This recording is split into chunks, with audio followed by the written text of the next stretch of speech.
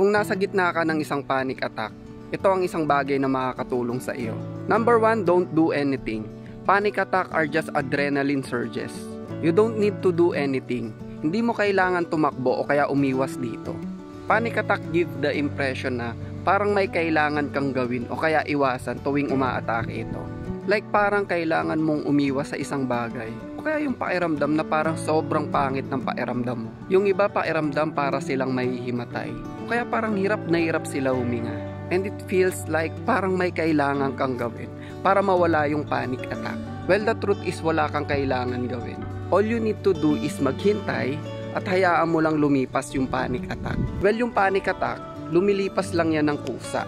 Kung kaya nito magumpisa ng biglaan ng walang dahilan, well, kaya rin itong huminto ng biglaan ng walang dahilan.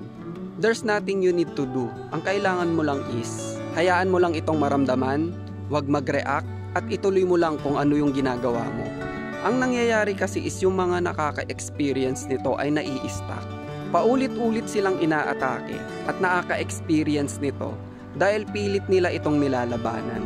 O kaya naging behavior na nila na iwasan ito. Tuwing ginagawa ninyo ito ay pinapalakas at pinapahaba nyo lang ang duration ng inyong panic attack. So hayaan nyo lang itong maramdaman at sigurado akong lilipas at lilipas lang rin iyan. So kung gusto nyong malaman kung paano ko na-overcome at na-manage ang anxiety disorder, make sure na panoorin mo yung ibang videos ko dito sa ating YouTube channel.